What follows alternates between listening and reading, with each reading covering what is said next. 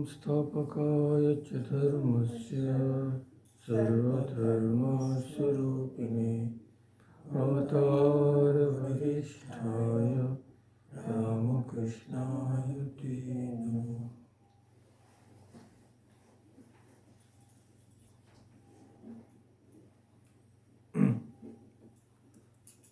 So we'll be continuing our discussion of Swami Vivekananda's Jnana Yoga, the path, the yoga of knowledge and discrimination. I think today is the fifth discussion. So very, very important aspect is being discussed today. That is the concept of Maya. And we'll concentrate on how Swami Vivekananda gives a absolutely wonderful and unique interpretation. So, almost every Hindu child, from his young age, sometime or the other, he has heard this word. He has heard his parents telling, oh, everything is Maya, or Maya, Moha. Moha is delusion. So delusion only comes from Maya. So there, I don't think even now, hardly anyone in India who has not heard of this word. So you are all somehow familiar with this word, but it has many meanings and many connotations. It has been used in various ways in our scriptures. So that itself, if you want to deal with how the word Maya has been used in our scriptures, that itself will take one discussion. So today we will not go into that. We will just discuss it in a brief way, how this word is used in the scriptures. Then we will directly go to Swami Vivekananda's wonderful interpretation. So we all have heard this word, but we may not know the correct meaning. And when we don't know the correct meaning, we also don't know what application it can have in our life. So generally we mean by Maya illusion or delusion, like demons in the stories Ramayana and all. Indrajit creates Maya when fighting with Lakshmana and he sees 10 Indrajits. All these things we know. But the theory of Maya is one of the pillars upon which Vedanta philosophy rests. It is cardinal principle. So we should know what it actually means. So the oldest idea of Maya that we find in the Vedic literature is actually in the sense of delusion. We cannot deny that. But the real theory had not been reached till then. So in the Vedas we find Indro Maya Bhi Pururupa Iyate. Indra, Maya Bhi means with the help of his Maya, he assumed various forms. So here it means delusion. One person cannot have many forms unless he is God or something else. So here it is true that here Maya means something like magic. And we find various other passages also with the same meaning. Later, the question was asked, why can't we know the secret of this universe? Why are we floundering about in ignorance? What is the reason? There must be a reason for something. So the answer given is very significant. Niharena pravrita jalpya chasutrip uktha shasa charanti. So this is Vedic Sanskrit. We cannot understand the meaning of all the words. But Nihara we know it is kind of some mist. Something like fog. And Jalpa means talking nonsense. So why can't we reach the truth? Because we talk nonsense. And we are satisfied with this eating, drinking, all these things. and we are running after desires. We want this, we want that, we are never satisfied. So, what do we do? Because of these, we cover the reality with some kind of mist. So, something has come between us and the reality. So, here the Maya word has not been used, but we get the idea that the cause of our ignorance is something like a mist which has come between us and God. Okay. Then much later in the Upanishads, the word Maya comes again, but another transformation has come. So first is delusion or illusion. Second is some kind of obstruction between us and God. Third, what does it mean? Upanishads, we go to the Shvetashvatara Upanishad. Know nature to be Maya. And the ruler of this Maya is God Himself. Mayam tu prakritim vidyam. So nature, Prakriti, the material cause of the universe, know that to be Maya. So here see another meaning has come. So now Swamiji says all these meanings are there, but what can be derived from all this? So this how he explains is, at least I have not found anywhere how unique interpretation he gives. And it is unique and also very astounding. Astounding why? Because we are all faced with this. What he will tell us is not something new. Not something new in the sense, since we are living in the world, we are seeing these things. But we don't have the intelligence to interpret them correctly. We don't ask how, why, we just blindly go on. Oh, this is the thing, what to do, like that. We never go and inquire, try to find the way out. What is happening? Because we never question, that is the problem. Somehow lead the life what previous people had done without inquiring. So Swami Vivekananda says, according to him, what is the meaning? He says, it is a simple statement of facts.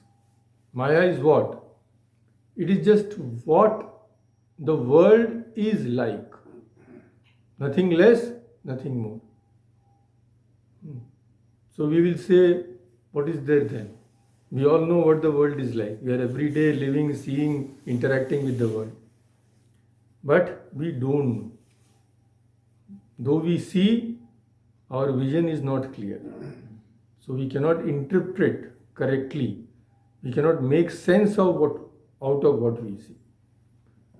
So understanding Maya means what? Then according to Swami Vivekananda, understanding Maya means understanding our living conditions. Because we are all living in the world. Our hopes, aspirations, on what beliefs they are based is all false currently.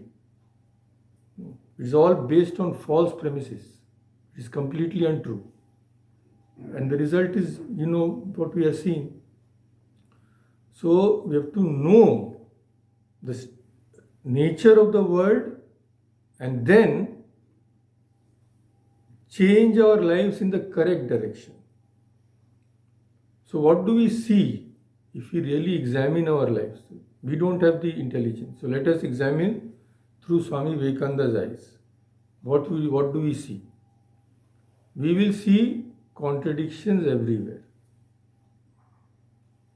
That is called in Sanskrit Dvandva. Dvandva means opposites. So opposites, we will see, they always remain together in this world. They cannot be separated. First of all, let us start with the most basic thing, the existence of the world. We will say, what is there to start? What is there to think about that? The world exists, we all know. But Vedanta says, no, the world has no existence actually. So what does it mean? We are seeing the world, we are eating, drinking, talking, laughing. How is it possible if the world has no existence? So Vedanta says when we say the world has no existence, it means it has no absolute existence. It exists only in relation to my mind, your mind, and to the mind of everyone else. It has no absolute existence at all. Absolute means what? Independent of everything. But everything here is in relation to the mind.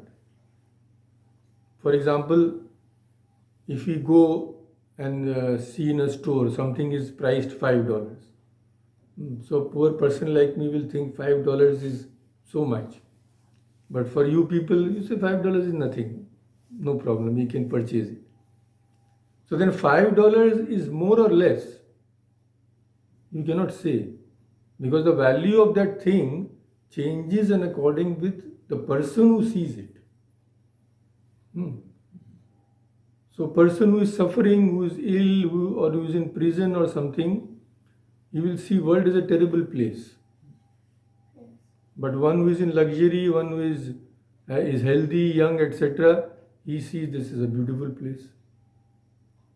And we also, in a young age, when we interact with the world, and in old age, it becomes completely different. We realize and understand many more things. So then what is the world? What we saw in the young age or what we see in the old age? You cannot say. This means what? The nature of the world is changing in relation to one's mind. And for some people, very great spiritual persons, they see the world just as a mirage. So mirage is there or not? You cannot say it is not there. If it was not there, how did you see it? But if you examine it, it is not there. So the world is like that. In accordance with our mind, in accordance with our sense organs, it changes. You see the world with a telescope, it changes. Is it not? So it has therefore no unchangeable, immovable, infinite existence. This automatically follows. But we cannot say that it is non-existent. Why? We are experiencing it every moment in our life. So world is a mixture. Existence and non-existence. Both are there. So see, the existence of the world itself is a contradiction. What to speak of other things? And when the whole world is like that, then naturally everything in the world, in our practical life, has to have the same nature. Since we are also part of this world, our actually whole life is a contradiction. A whole life is mixture of existence and non-existence. So first comes contradiction in knowledge. We can know everything, it seems, if we want to know. But before we learn a few things we know, we cannot. We cannot go beyond a certain boundary. We cannot go beyond a certain circle. And another contradiction, with every breath, with every every moment in our lives, our nature prompts us to selfish actions. For you, do it for you, you will gain. But something is there in our hearts which tell us, no, this is not good. So see, one feeling is prompting in another way, but our higher nature is prompting in another way. Again, there is a contradiction within ourselves. Then another thing which we all know, that every young man, every child is a born optimist. He will dream golden dreams. This will happen, that will happen.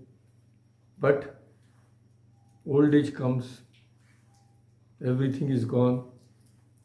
All his hopes, aspirations were centered on things which will pass away and they have to go one day. Then he sees darkness everywhere. Dreams have vanished. The same man becomes a pessimist. He keeps on blaming everything. This man, that man, prime minister, cabinet minister, his wife, this, that. Hmm. Same person. A man who has enough to eat and drink is an optimist. So when I was in Advaita Ashrama, just a new brahmachari. So one person, USA also persons purchase books, no, from Advaita Ashrama. Still, we send it to foreign countries. So one person started writing to me. He has purchased books. So he said, in the course, one of his in that time there was no email, or everything was letter. You write something, wait for 1 month. So one day he sent me a nice letter with some pictures, and he and his family were having fun, this, that. So I wrote to him. At that time I was a brahmachari, so I thought Swamiji's ideas have to go, all this, he should be brought out from this, what he's thinking to be truth. So I wrote to him, Swamiji's some lines which tell us that the world has nothing but misery. It is all just for 2 days. So he couldn't stand that. So he wrote to me, no, it is just a play of divine beings. It is just a play of God. It is so joyful. Then when I again wrote to him, that was the final. He did not answer me back. He was so angry that his dream, that what he is thinking, is being demolished. He couldn't stand it. I never heard from him again. So the man who has enough to eat and drink is an optimist, living in Canada, this, that. He avoids all mentions of misery. Don't tell him about the sorrow and suffering. He will not stand it. I am okay. That's all that matters. But on the other hand, there are other people. Go to Sudan, go to Gaza, go to Libya. They will not support that. So which is true? Again, there is contradiction, see. So we are constantly oscillating between optimism and pessimism. So this is the state of the world. This is the world we live in. And Swamiji says, this is Maya. This is just a statement of facts. He is not proposing to give any solution right now. He is just telling us, this is what is happening here. Statement of facts. Then he gives he looks at it from another direction. What is that? He says, Maya is also irrationality.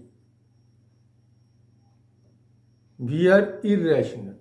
We think completely against logic. And because of our completely disorientation of our mind, what is that disorientation? This disorientation is, rather than be attached to the supreme reality, the only truth, to God, we are attached to the world. That attachment creates all confusions. We see white as black. So we lose all logical sense. We realize but don't realize, we see but we don't see. And he gives a concrete examples also. He will not just state something. And what example he gives? A mother is nursing her child with great care. All her soul, all her life is in the child. Child grows, becomes a man, but God's will, he becomes a blackguard, evil person, brute. He kicks her, beats her every day. Yet, the mother clings to the child. And when someday her reason awakens that it is better to give up that child, then she says, no, I love her. It is not love. It is something which has got hold of her like a ghost. And she cannot leave that. In spite of her, she cannot. She cannot shake off that bondage. So what? This attachment to one person, thinking that he is mine, has completely shrouded her. Even if her son is a killer, she will try to save her.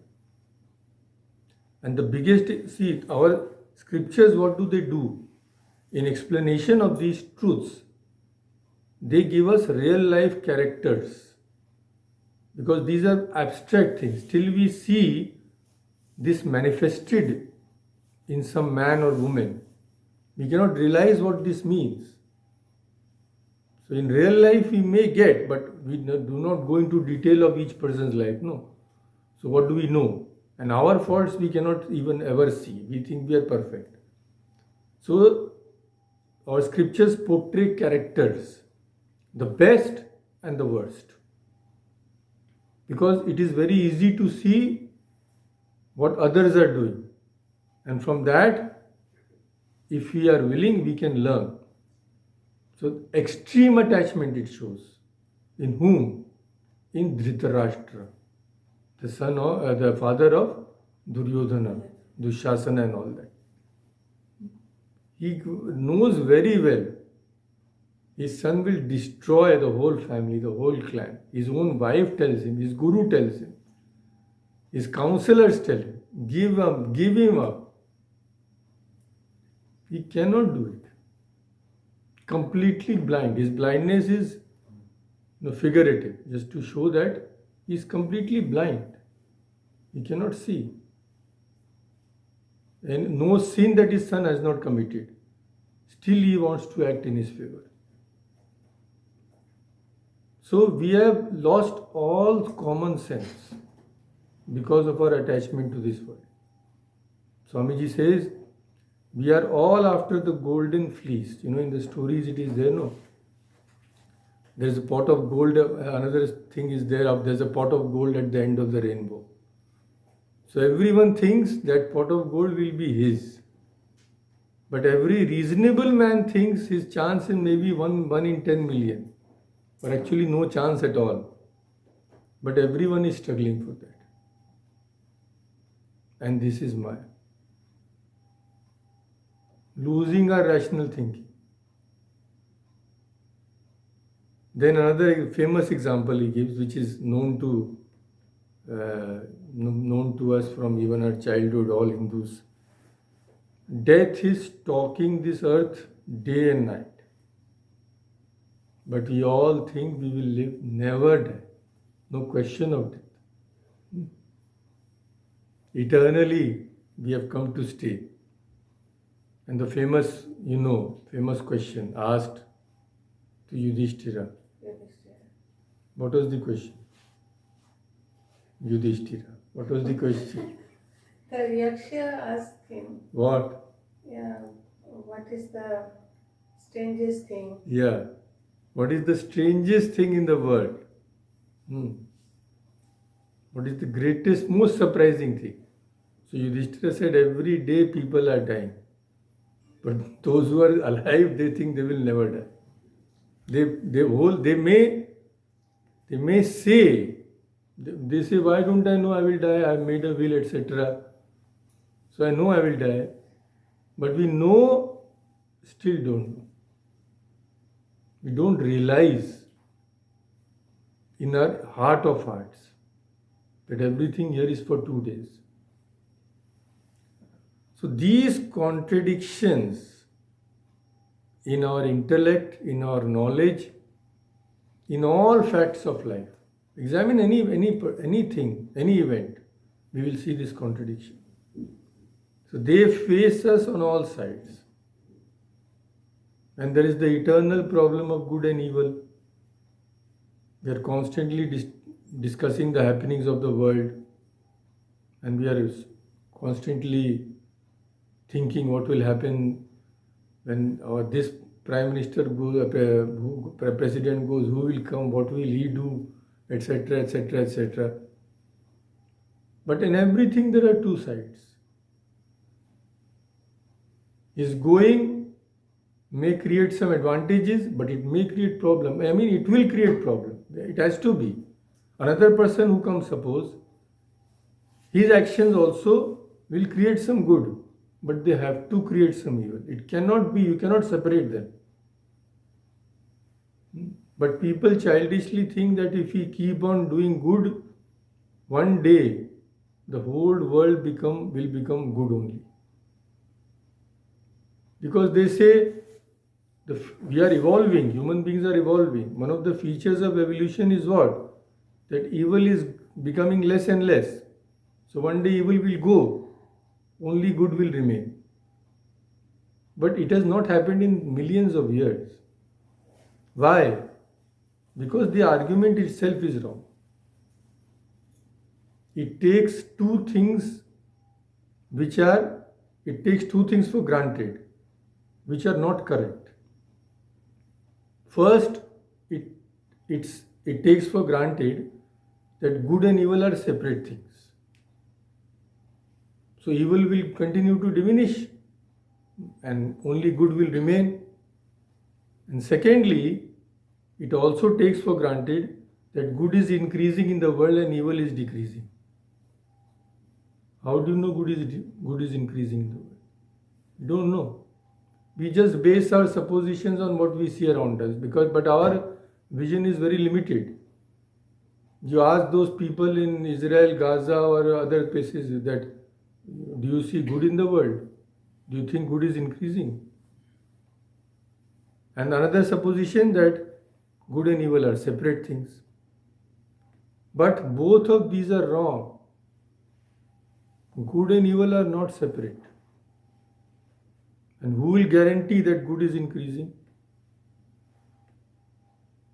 So Swami Vivekananda gives example again. A man who lives in a forest. He does not know scholarship. He is not a scholar. He has not cultivated his mind. He is not what we call culture. He cannot read a book. Never heard of anything called writing. We say he's a barbarian, he's a brute.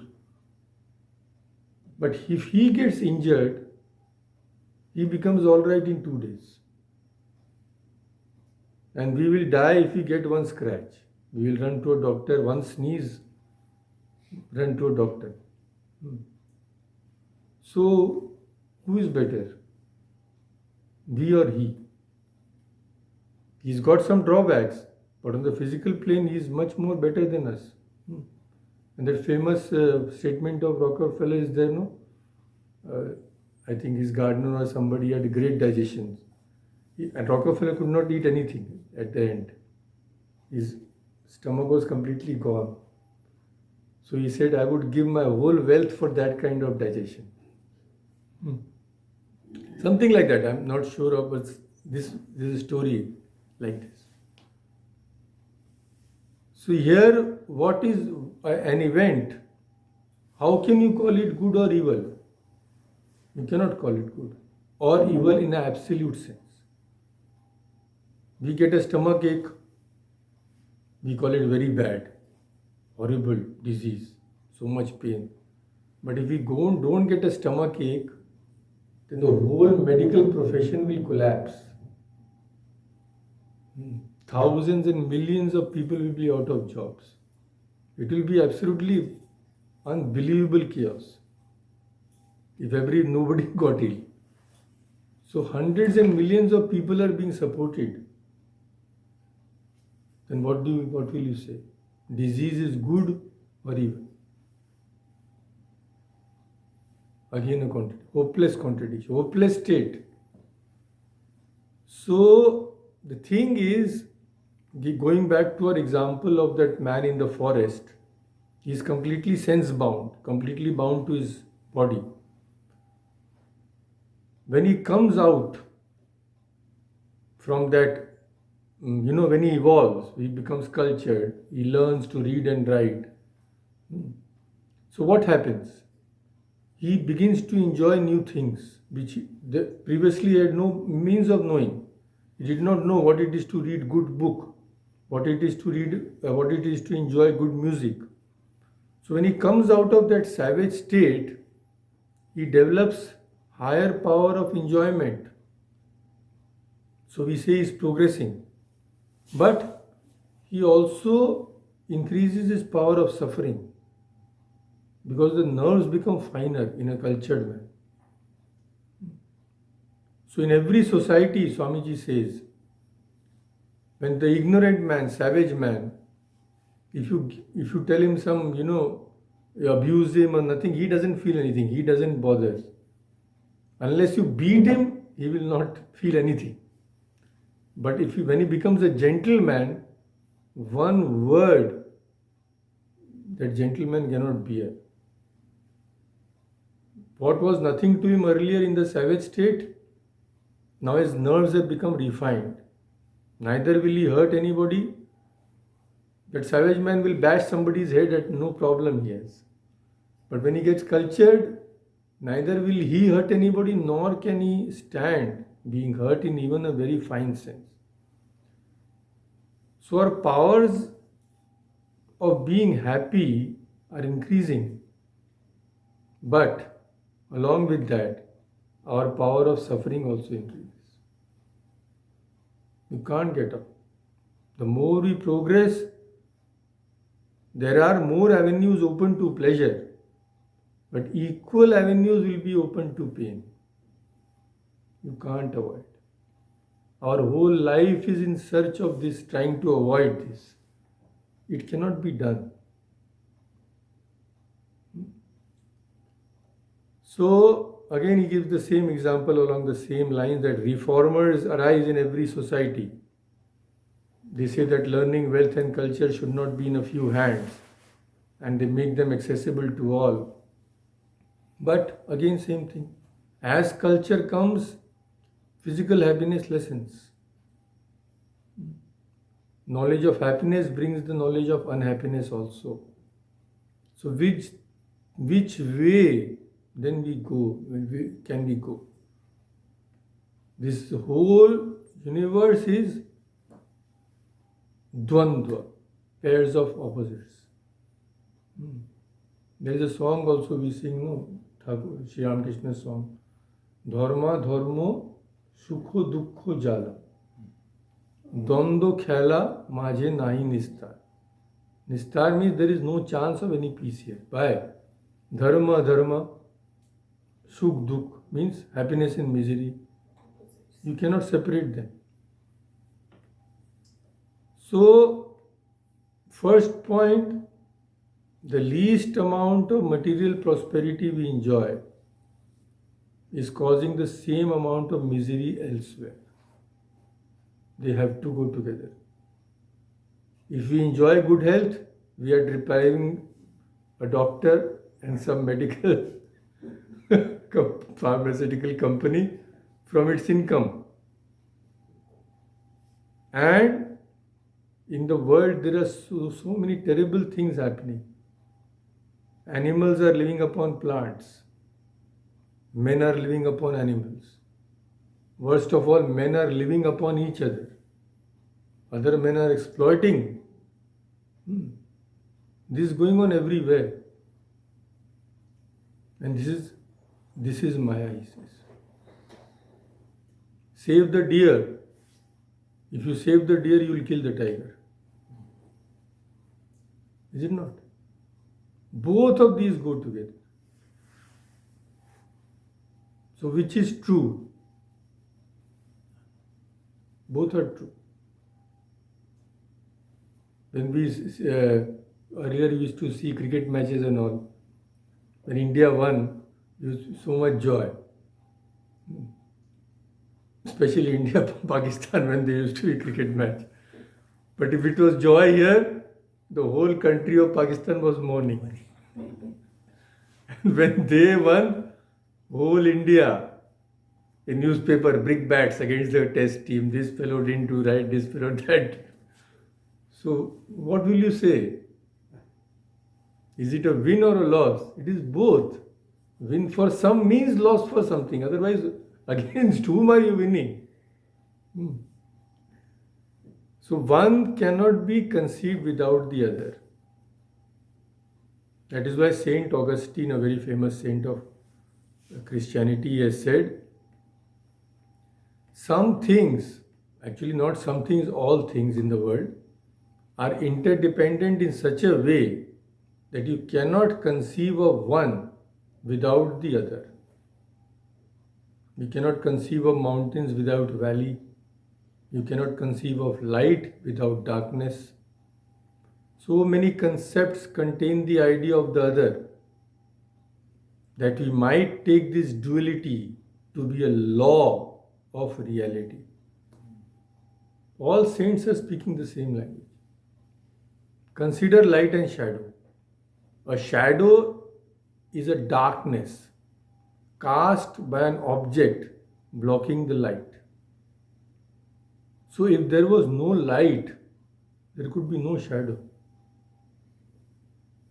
So are these separate? They are not separate. Without one, the other cannot be there. There it has no meaning. So without good, evil cannot be there. And without evil, there cannot be any concept of good at all.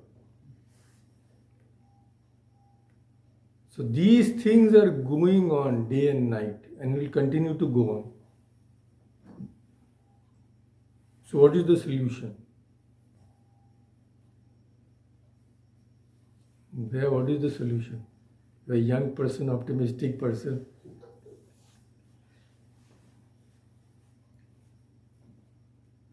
Only God name. There is no solution. The nature of this world is like that. You cannot solve it. Why is the world like that? It is impossible to answer. Why is something like what it is? You cannot answer. What will you answer? Why is water cool? Why is fire hot? Who will answer? It is like that. It is, nature is like that. So in fact, there is no how or why. We only know it is like that. And we cannot do anything about it. So this world is like that. And it is so complicated that even to grasp it, have a correct image of it in our mind, is beyond our power. Only when saints tell us we realize. So Maya is what then? Maya is a statement of fact of this universe. How it is going on. You revel in your youth, you will weep in your old age. You cannot separate them. So people generally get frightened when these things are told to them. What are you saying then? What is the use of living? But we have to be bold, because running away from something, it will not change if you run away. Is it not? Hiding facts is no remedy. Swamiji says, as you know, a hare hunted by dogs puts its head down and thinks that it cannot see the dog, so dog also cannot see. That won't help. Dog can see him, whether he can see or not. So Maya is not any theory, Swami Vivekananda says. It is not something somebody has formulated. It is just a statement of facts as they exist. And what is that terrible statement? That the very basis of our being is a contradiction. That everywhere we have to move through this tremendous contradiction. That wherever there is good, there must be evil. Wherever there is evil, there has to be some good. Wherever there is life, there has to be death, like a shadow. Everyone who smiles will have to weep. And this state of things cannot be remedied. We may verily imagine that there'll be some place, only good, no evil, you'll only smile, never weep. This is impossible in the nature of things. For the contradiction will remain the same. We can do anything. We can marry 10 times, we can have 20 children, 100 grandchildren. If they give us happiness, in some way they will also increase our misery. So we remain where we are. Wherever there is a power of producing a smile in us, there lurks the power of producing tears also.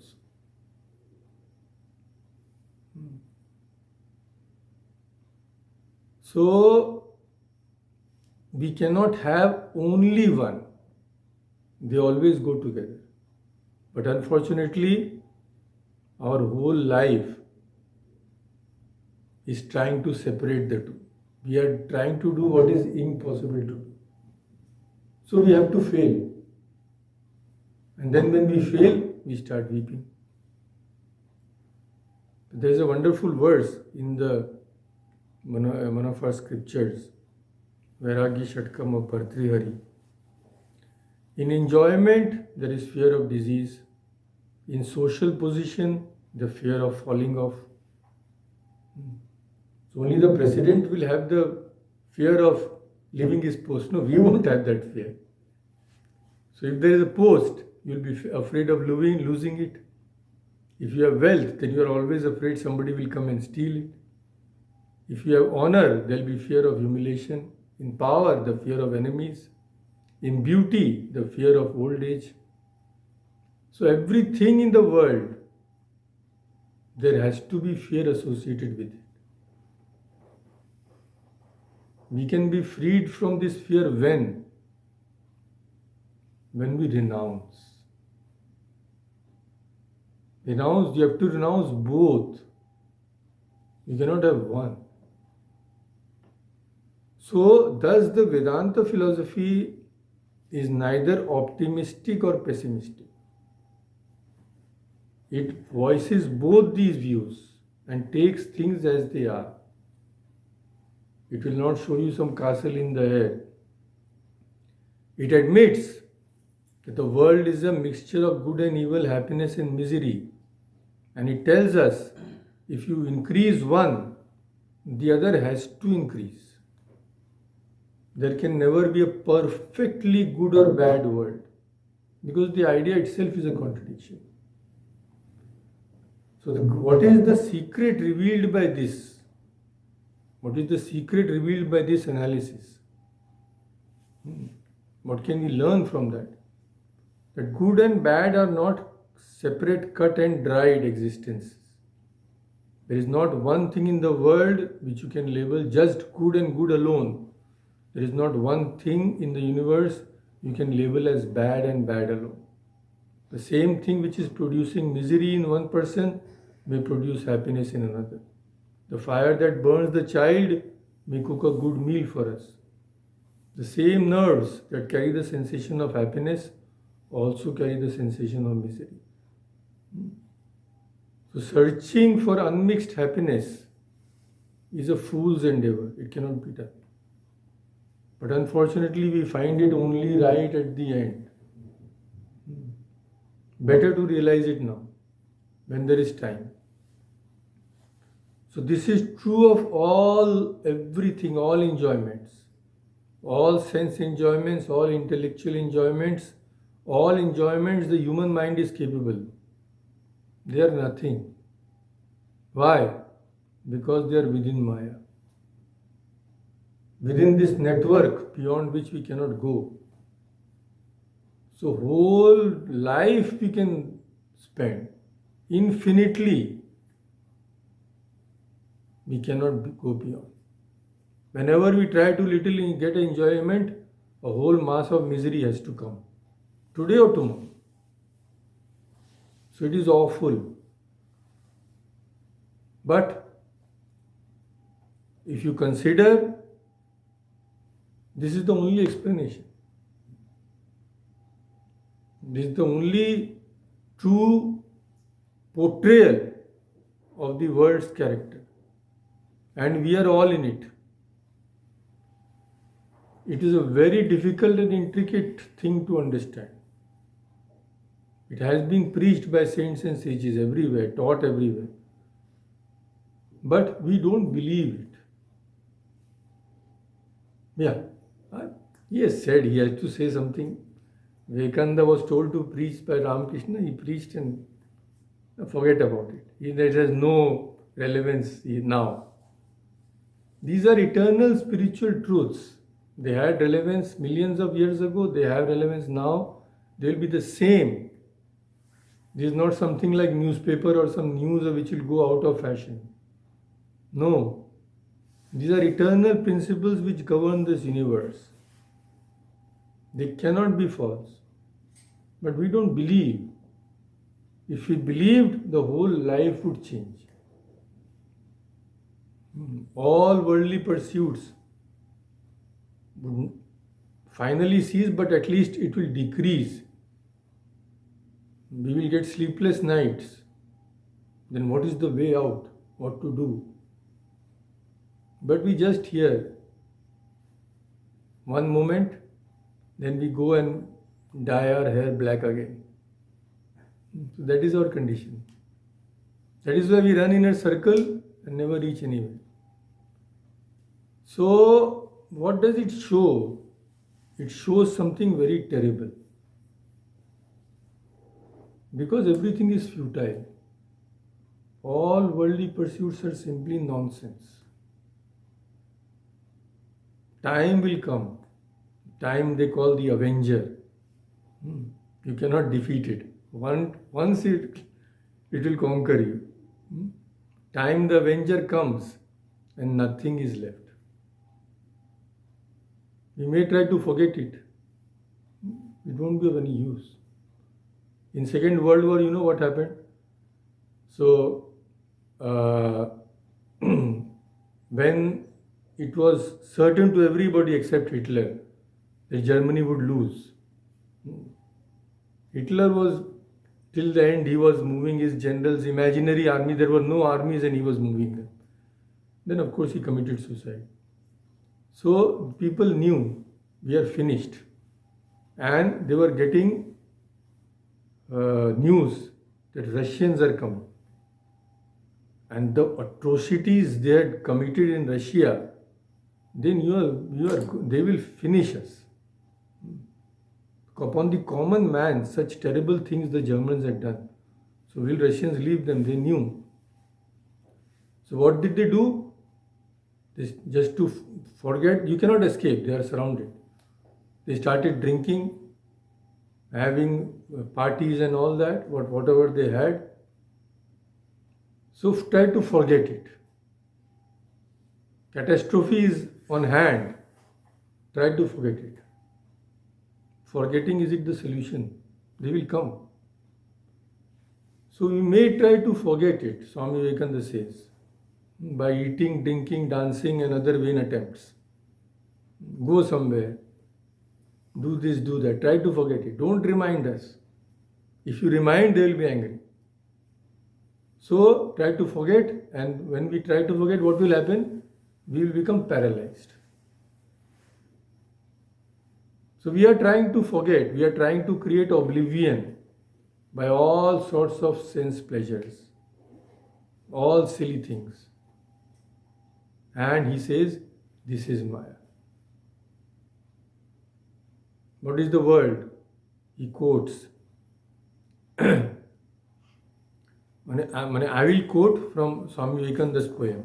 What is Maya? From day to day and year to year, it is but delusion's toy. What is the motor which is running this world? What is this power? Power is false hope. False hope is its motor, and desire is the hub. And what are the spokes coming from that wheel? Desire is the hub of that. Without that, the wheel of samsara cannot go. One who is desireless, he becomes free. So what will come out from that hub? good and evil. See, it's wonderful way Swami Vivekananda has put. So this false hope has seized us. We are seeing, but we don't want to see. That is why Swami Vivekananda says in another place, the world has become mad by drinking the wine of delusion. There is another song of Rajnikanta, same idea as echoed. Mago Amar Shokoli Bhranti. Mother, the whole thing here is Bhranti. Bhranti means false perception. Mithya Jagote Mithya Mamata. Attachment to this false world.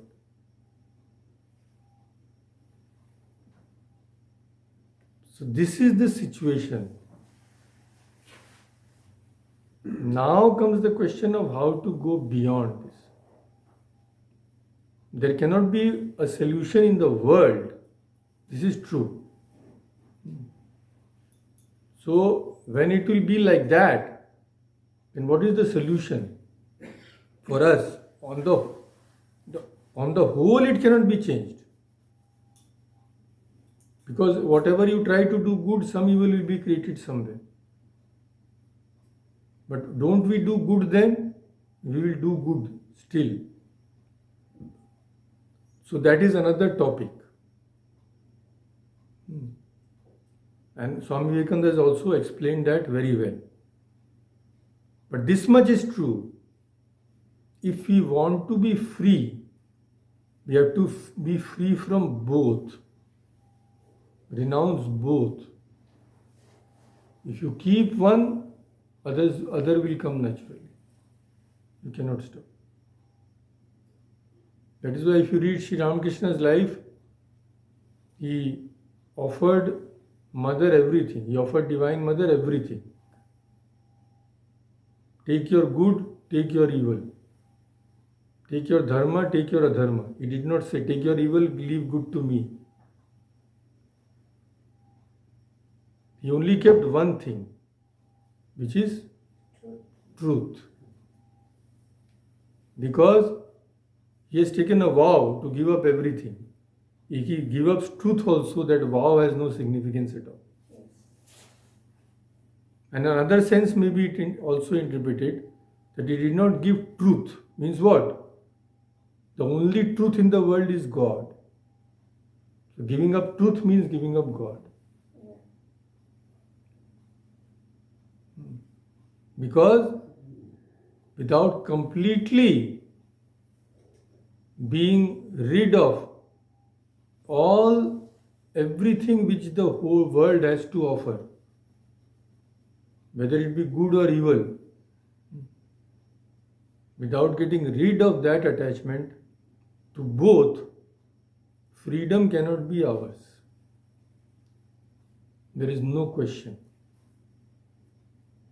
Any person who has seen enough of life,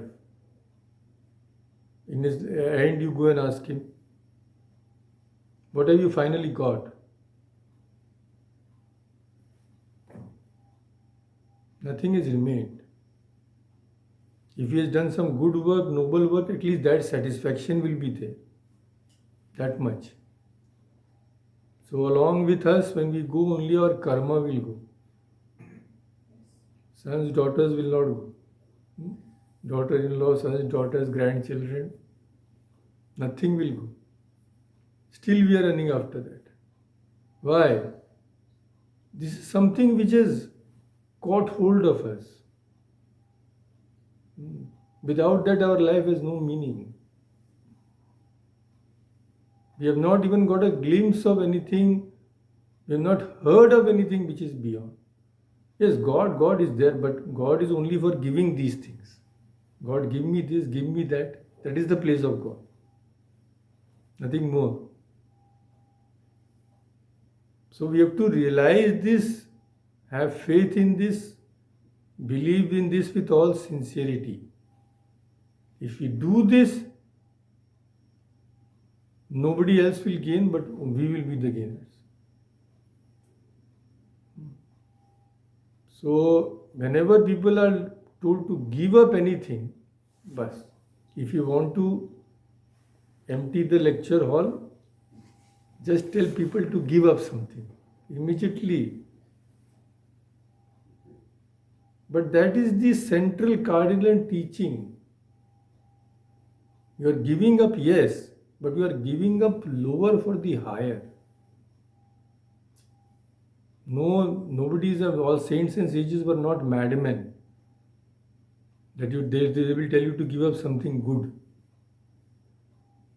They are they are very far sighted. They see much more than we see.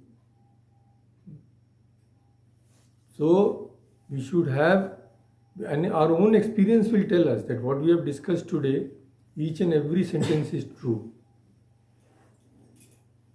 So now, when first thing is have faith, have reverence, and then think about that.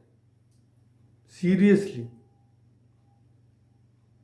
Think and then go for the solution to our scriptures.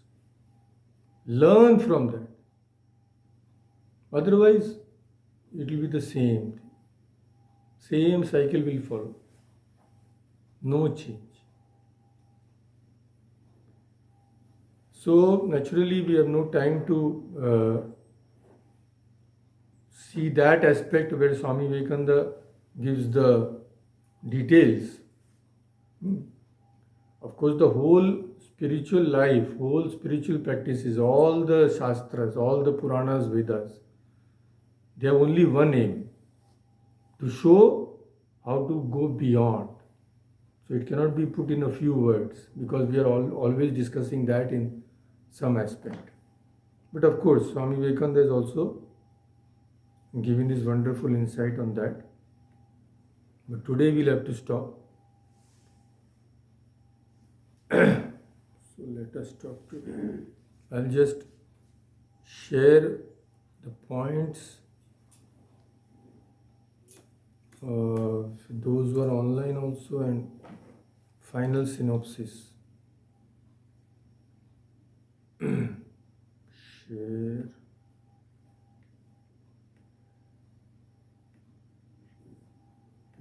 Those who are online can see. And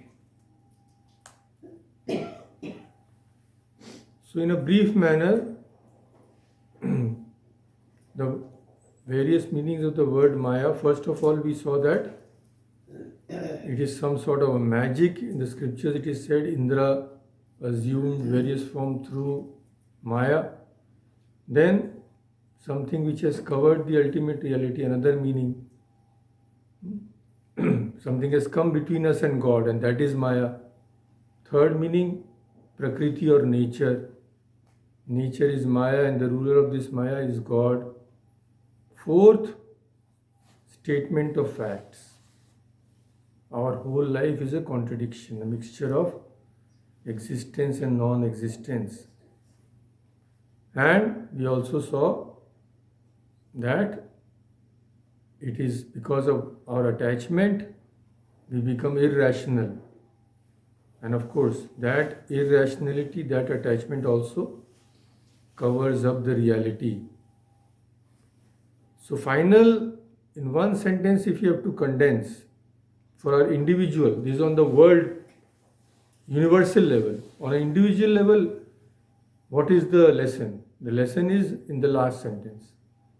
As we increase our power to be happy, we also increase our power to suffer. The more we progress, the more avenues are open to pain as well as pleasure. It cannot be otherwise. Then should we not progress? We should of course progress, but why? That is another separate thing. As I told you, how to get beyond. So for now, let us stop here.